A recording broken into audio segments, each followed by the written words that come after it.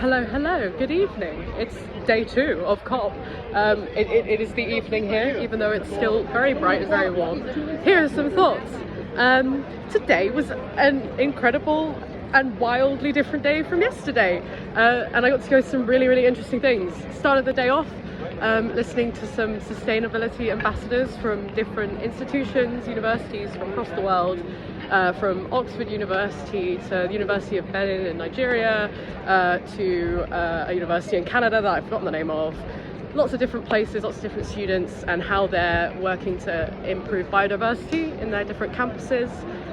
Really interesting stuff, really inspiring stuff. It's really nice hearing positive stories of where climate action's been it's worked really well. A nice breath of fresh air, I think, from yesterday, listening to some world leaders. Then where did I go? I went to the British Pavilion. I took a couple of videos of what the British Pavilion looks like when you're in the blue zone. Woo! There are the big buildings where all the big international stuff happens, but then you have lots of smaller buildings dotted around which house the different countries' kind of pavilions where they can present anything that their country is doing to combat climate change. So I stayed in the UK one for a bit. A few different talks were there. Really interesting one that I really enjoyed, I'm going to get out of the way of the sort of golf cart, was about how we can communicate climate change best to the public. How it's just a really interesting science communication talk, basically how we can combat apathy, what are the best ways to present the climate argument, the fact that for a long time the focus has been on kind of producing a fear response in people, hitting people with terrifying facts.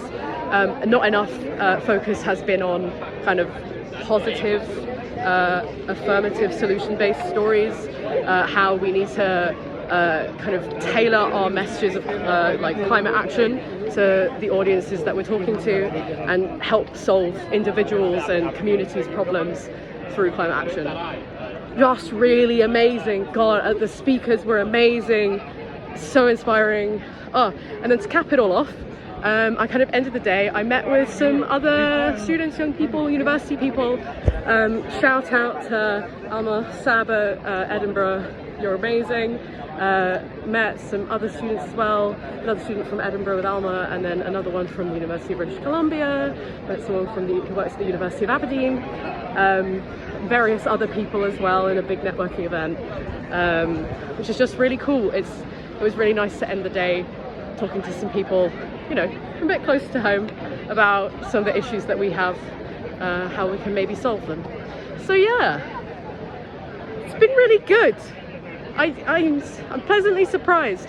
I think I went into this quite pessimistic, when an oil baron is running a climate change conference, what can you expect?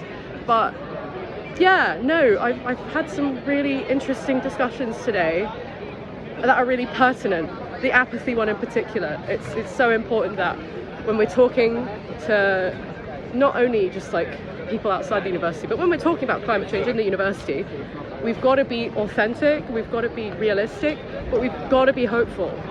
There's no point scaring people, because we want people to be inspired to help find solutions to climate change. So those are cool. That was my day 2 thoughts. We'll see how positive I am tomorrow. Bye.